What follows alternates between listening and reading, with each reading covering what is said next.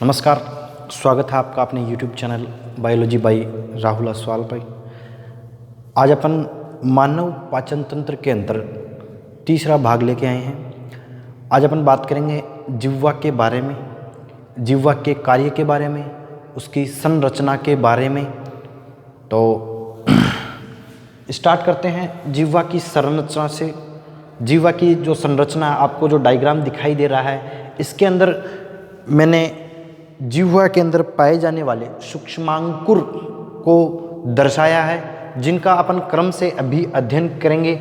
और उसके बाद में अपन इनके स्वाद के आधार पर कि कौन से भाग द्वारा कौन से स्वाद का अपन को संवेदना प्राप्त होती है या अपन संवेदना दर्शाते हैं, तो उसके बाद में बात करेंगे जिह्वा के कार्य के बारे में। तो आपको ये डायग्राम दिखाई दे रहा है जहाँ पर जिह्वा दो भागों में बटी हुई है। ये है पश्च भाग और ये है अग्र या अक्ष भाग।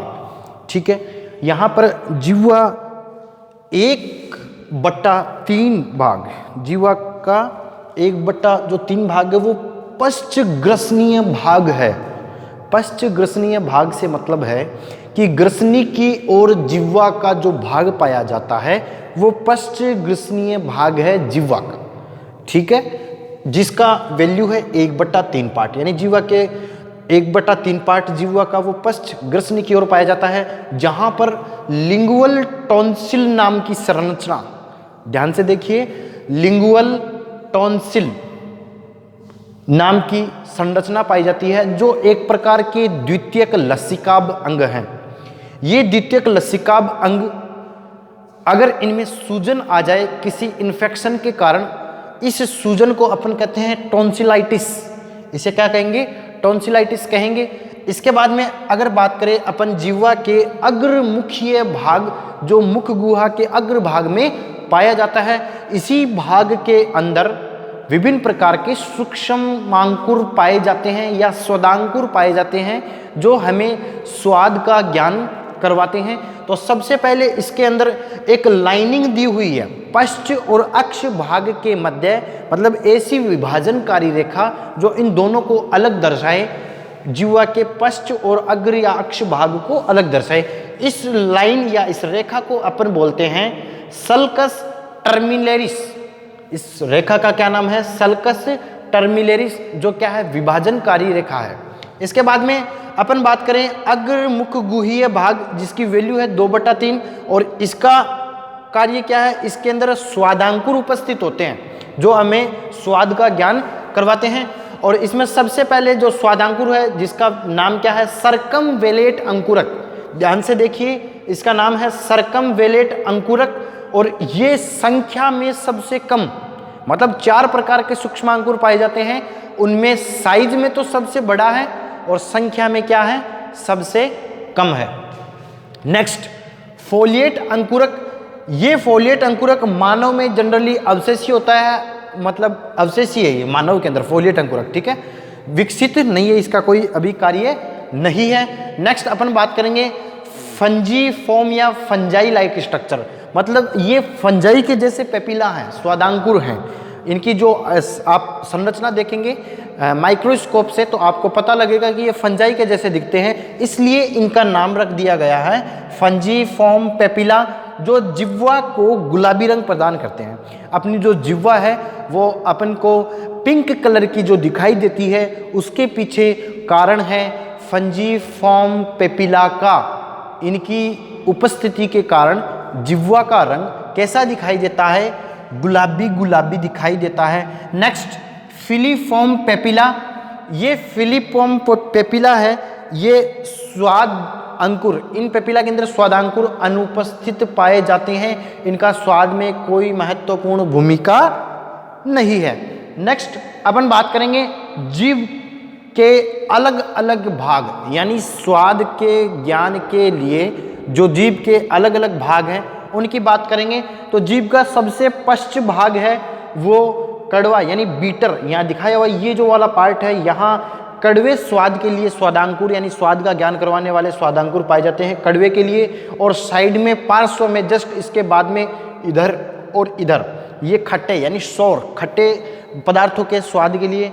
और नेक्स्ट इसके आगे ये दोनों साइड पार्श्व में है, ये नमकीन प्रकार के पदार्थों के स्वाद के लिए काम में आते हैं। नेक्स्ट अंतिम पार्ट इसको बोलते हैं, ये स्वीटेस्ट पार्ट है, जो अपने मिठाई, अपन भोजन मिठाई के रूप में अगर भोजन को यूज करते हैं तो उसके स्वाद के ज्ञान के लिए आगे का जो पार्ट है जीभ का वो कार्य करता है। तो इस प्रकार स्वाद के ज्ञान के आधार पर जीभ के अलग अलग भाग दर्शा दिए हैं। और अब अपन बात करेंगे जिह्वा के कार्य के बारे में। जिह्वा का जो कार्य है ये एक प्रकार की अपन बोलेंगे संवेदी अंग है। क्या है? सेंसरी ऑर्गन है जो स्वाद को ग्रहण करता है, यानी स्वादग्राही संवेदांग है। ठीक है। नेक्स्ट इसका अपन बोल सकते हैं कि बोलने में सहायक है, ये अपने बोलने में स्पीच में सहायक है।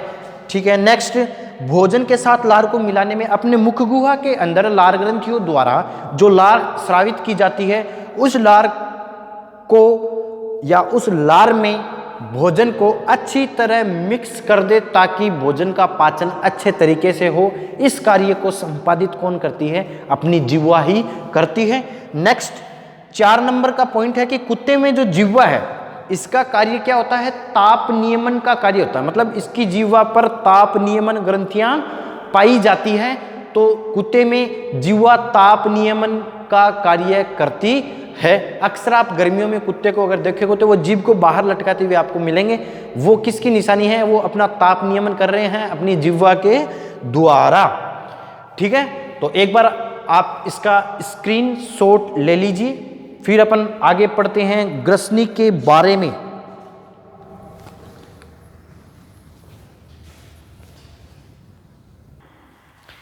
आपने नोट कर लिया होगा। अब अपन अध्ययन करते हैं ग्रसनी के बारे में, जिसे फेरिंग्स के नाम से भी अपन जानते हैं। आपने नाम सुना होगा कई बार, ग्रसनी को ही फेरिंग्स के नाम से जानते हैं। ग्रसनी अपने मुख गुहा के अंतिम भाग और आंतरिक नासारंध्र के अंतिम भाग तथा घाटी ढक्कन या अपन बोलेंगे घाटी द्वार व निगल द्वार, इन तीनों के बीच वाला जो पार्ट है इसको अपन कहते हैं ग्रसनी। मतलब आप ऐसे समझेंगे, डायग्राम से समझते हैं, फिर नहीं समझ में आएगा तो और समझा दूंगा मैं। ठीक है। देखो ग्रसनी वाला पहले तो अपने को पोजीशन पता होनी चाहिए। कोई भी कोशिकांग पढ़ रहे, कोई भी अंग पढ़ रहे हैं तो उसका पोजीशन पता है, स्थिति कहाँ है, मतलब ये कहाँ स्थित होता है।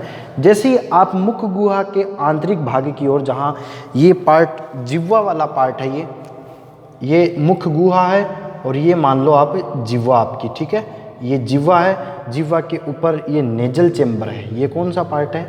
नासा कक्ष या नेजल चेम्बर। ठीक है। तो यहाँ ये मुख गुहा से भोजन अंदर ग्रहण करते हैं और ये पश्च भाग यहाँ इस वाले पार्ट को, इतना जो पार्ट है यानी मुख गुहा के पीछे वाला आंतरिक नासारंध्रों के सामने, और ये अपन इसे बोल देंगे श्वास नली, और ये है निगल द्वार, इनके आगे का जो पार्ट, इस पार्ट को अपन ग्रसनी कहते हैं। कहने का मतलब अपन आसान भाषा में ऐसे बोल सकते हैं कि ग्रसनी मुख गुहा या अपन ऐसे बोलेंगे आहार नाल का वह भाग है जो मुख गुहा के पीछे की ओर, मतलब मुख गुहा के बाद में वायु व भोजन दोनों के लिए सामान्य मार्ग प्रदान करता है।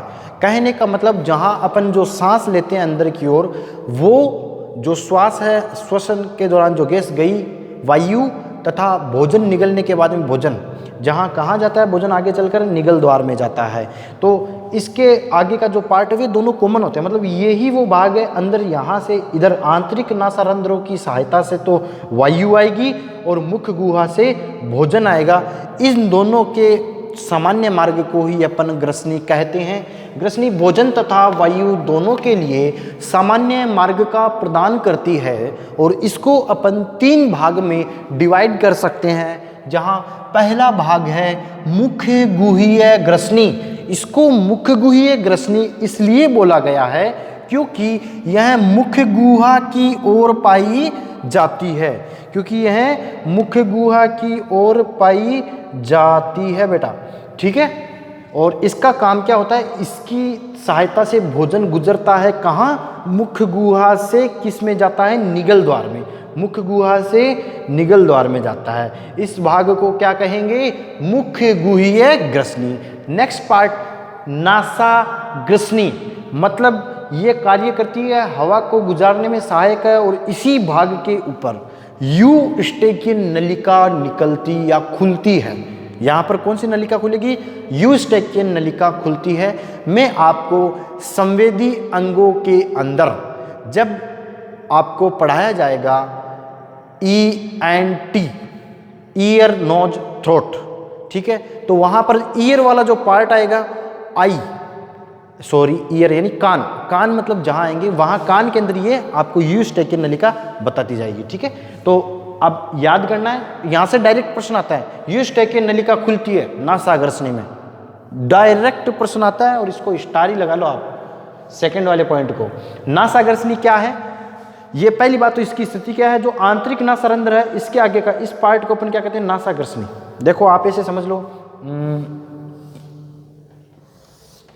ये बाह्य नासा छिद्र हो गई, ये मुख्य गुहा हो गई, ये इधर एक नलिका हो गई श्वास नाल, दूसरे निगल द्वार, और ये हो गए आपके आंतरिक नासा रंध्र। तो ये तो मुख्य गुहा के पास वाला, मतलब ये इतना जो पार्ट है ना, इससे ही अपन ग्रसनी बोलते हैं। मतलब आंतरिक नासारंध्र के सामने, मुख्य गुहा के पीछे वाला, इन दोनों के सामने ये पूरा एरिया क्या कहलाता है? ग्रसनी कहलाता है। तो मैं बात कर रहा हूँ नासा ग्रसनी की, तो नासा ग्रसनी ये वाला पार्ट है आंतरिक नासारंध्र के, जहाँ पे क्या होता है, हवा गुजरती है इस साइड से, इधर से हवा गुजरेगी, ठीक है, और यूस्टेकियन नलिका खुलती है। अब देखो यहाँ तक समझ में आ गया। अब इसके बाद में मैं आपको समझाने वाला हूँ भोजन कैसे गुजरता है, वायु कैसे गुजरती है। उससे पहले तीसरा पार्ट और बता देता हूँ, फिर समझाऊंगा भोजन निगलने की प्रक्रिया कैसे होती है, ठीक है। तो तीसरा पार्ट है कंठ ग्रसनी, जिसे अपन बोलते हैं निगल द्वार व घाटी द्वार खुलता है। मतलब ये वो ग्रसनी है जहाँ पर निगल द्वार और घाटी द्वार ये दोनों खुलते हैं। घाटी यानी श्वास नाल की बात कर रहा है कभी, और ये निगल द्वार, ठीक है, जहाँ पर ये दोनों खुलते हैं उसको क्या कहते हैं? कंठ ग्रसनी कहते हैं। अब आइए आप इस डायग्राम को ध्यान से समझिए। ये नोज वाला पार्ट है जहाँ पर बाह्य नासा छिद्र आपको दिखाई दे रहे हैं, इनको क्या लिखा है? बाह्य नासा रंध्र। इनकी सहायता से वायु अंदर की ओर जाती है, किसके अंदर? नेजल चैम्बर में जाती है। नासा कक्ष बोल सकते हैं इसको, क्या बोलते हैं? नासा कक्ष। तो नासा कक्ष की सहायता से वायु अंदर की ओर जाएगी और आंतरिक नासा छिद्रों द्वारा कहाँ आ जाएगी? नासा ग्रसनी में आ जाएगी। नासा ग्रसनी से अब देखो यहाँ पर भोजन और वायु के लिए ये थोड़ा कॉम्प्लिकेटेड हो गया, मैं सिंपल सा डायग्राम बना के आपको समझाने का प्रयास करता हूँ।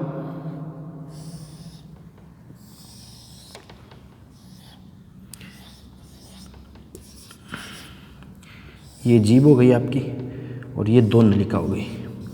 इधर वाली नलिका क्या है? वायु के लिए, जिसे अपन बोलते हैं श्वास नाल। ये जो नलिका है ये है भोजन यानी निगल द्वार। ये जो एरिया है निगल द्वार, या ये क्या होगी? ग्रसिका वाला भाग है, इसे ग्रसिका बोलते हैं। ग्रास नाल या ग्रसिका हो गई, ये ग्रसिका जिसमें भोजन जाता है। ये श्वास नाल है जिसमें वायु जाती है। तो आंतरिक नासारंध्रों से वायु आती है और किस में जाएगी? श्वास नाल में। भोजन यहाँ से मुख्य गुहा से होता हुआ और कहाँ प्रवेश करेगा? इसके अंदर, ग्रसिका के अंदर। तो यहाँ पर वायु और भोजन का जो पाथवे है वो क्रॉस पाथवे, एक दूसरे को काटता है।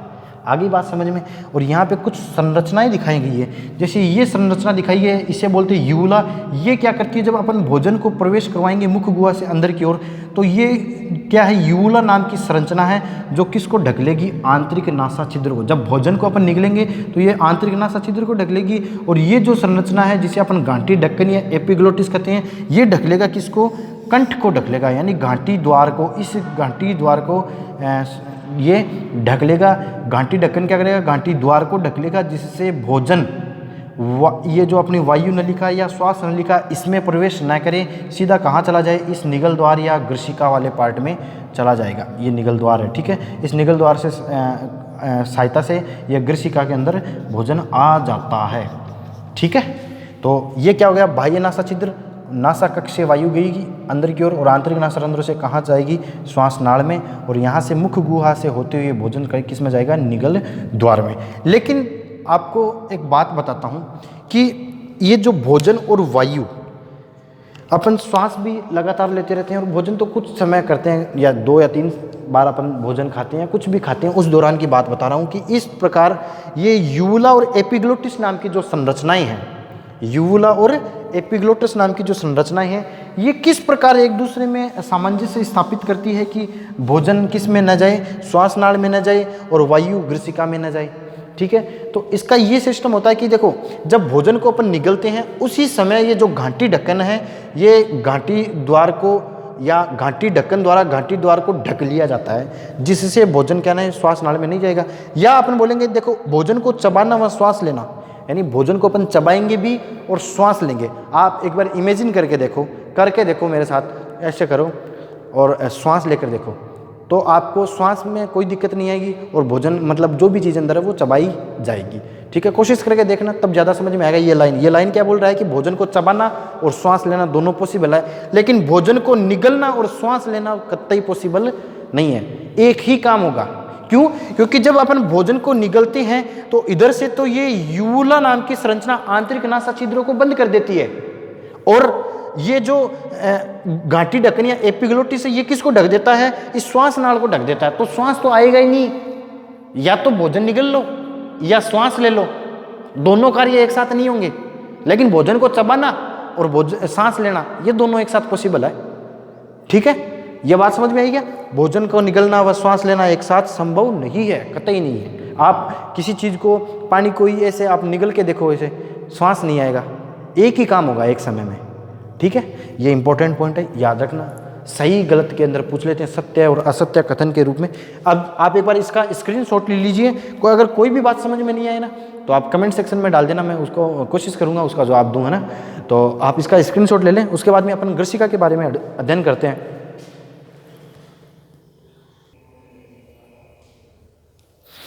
अब अपन ग्रसिका के बारे में अध्ययन करेंगे। और अगर अभी आपको जैसे ग्रसनी वाले पार्ट में अगर कोई बात नहीं समझ में आई, तो मैं एक बार वापस आपको स्पष्ट तरीके से बड़ा डायग्राम बनाया मैंने, वो समझा देता हूँ ना। कई स्टूडेंट्स हैं जिनके ग्रसनी वाले भाग में प्रॉब्लम आती है, समझ नहीं पाते, वो भोजन निगलना, श्वास लेना, मैंने जो पॉइंट्स बताए थे आपको वो समझ में नहीं आए, तो एक बार वापस समझाता हूँ। देखो, ये बाह्य नासा छिद्र, नासा कक्ष, आंतरिक नासारंध्र, तो ये तो क्या है, वायु का पथ हो गया। तो वायु आती है किधर? बाहर से अंदर की ओर, तो आंतरिक नासारंध्र से निकलकर और किस में जाएगी? इस नली में, इधर वाली इस नली में। कौन सी नली में? इस नली में जाएगी। क्यों? क्योंकि ये क्या है, ये श्वास नाल है जो आगे जाके फुफ्फुस में खुलती है, और ये क्या है, ग्रसिका है, यानी ग्रास नाल है जिसमें भोजन आएगा। तो मुख गुहा से होते हुए जो भोजन है वो इस नली में ऐसे आएगा। ठीक है, और श्वास किस में आएगा? इसमें आएगा। आगे बात समझ में? तो यहाँ पर क्या होता है, इन दोनों, यानी ये जो मार्ग है, ये इतना इतना, इसे ही तो अपन क्या कहते हैं, ग्रसनी कहते हैं। इतना इतना पार्ट है, इसे क्या कहेंगे? ग्रसनी कहेंगे। तो ग्रसनी के अंदर भोजन और वायु एक साथ आते हैं, तो इनके समायोजन के लिए क्या करते हैं, 2 संरचना होती है। एक तो है, इस संरचना को क्या बोलेंगे, जो किसके ऊपर है, घाटी द्वार के ऊपर लगी है, एपिग्लोटिस या घाटी ढक्कन। ये क्या करता है, जब भोजन यहाँ से निगला जाता है अंदर की ओर, तो ये घाटी ढक्कन घाटी द्वार को ढक लेता है ताकि भोजन श्वास नाल में न जाए। ठीक है, और उसी दौरान ये ऊपर जो लटकी हुई संरचना है, मुंह के अंदर, मुंह खोलोगे तो ऊपर दिखेगी अंदर की ओर, ये वही संरचना, इसे यूवुला बोलते हैं। ये क्या करेगा, जब भोजन को निगला जाता है तो ये इनको ढक लेगा, कि इनको आंतरिक नासारंध्र को, ताकि भोजन वापस नासा कक्ष से होते हुए नाक के द्वारा बाहर ना निकल जाए। ठीक है, तो ये जो यूवुला नाम की संरचना है, राजस्थानी भाषा में अपन कागलियो बोलते हैं, पता है क्या? कई लोग जानते हो कि कागलियो, वही कागलियो है। ठीक है ना, तो यूवुला को आंतरिक नासारंध्र को ढक लेता है, और एपिग्लोटिस ढक लेता है घाटी ढक्कन को। इस प्रकार जब भोजन निगलते हैं तो आराम से भोजन किस में चलाता है, ग्रसिका में। और ये ग्रसिका वही संरचना है जो क्या करती है, वक्ष से होते हुए वक्ष गुहा। देखो, मानव शरीर में 3 प्रकार की गुहा है। एक बार वो पॉइंट आपको समझा देता हूँ, उसके बाद में आगे चलते हैं। जैसे मान लो ये आपका हुआ मानव, ये मानव का शरीर हुआ।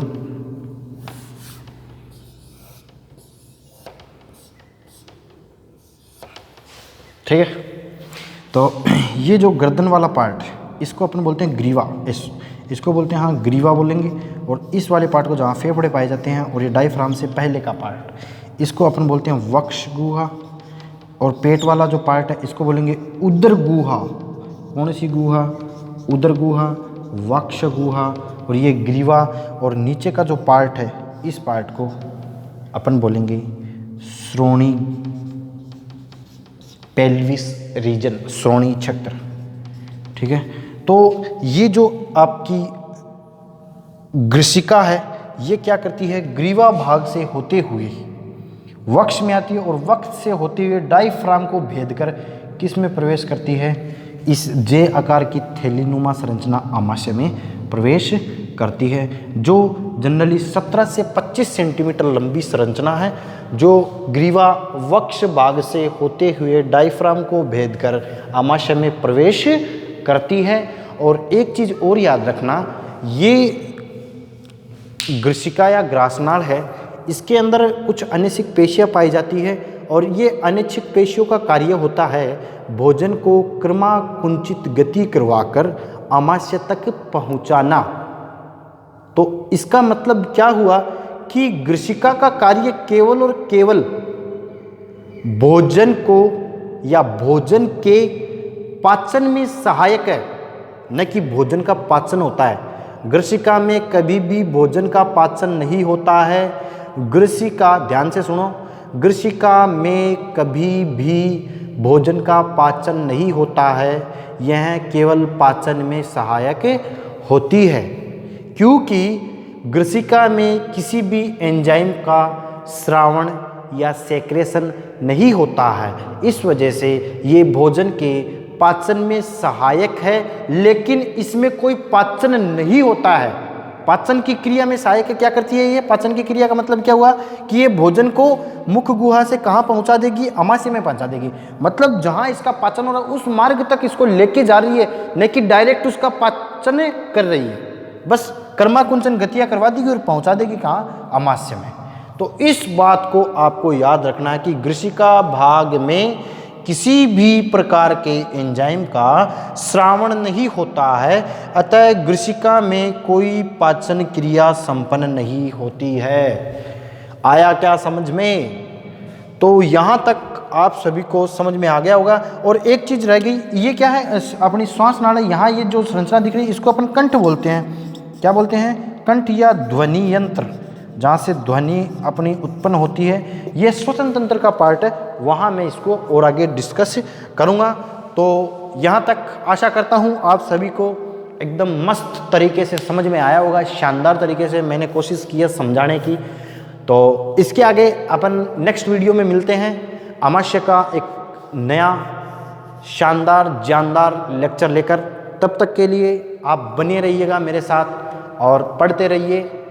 और कोई भी अगर इसमें कोई त्रुटि है तो आप देख लेना, अगर गलती होगी नहीं, वैसे अगर है तो आप मेरे को कमेंट में बोल देना, मैं आपको उस त्रुटि को सही करने का प्रयास करूँगा। तब तक के लिए थैंक यू।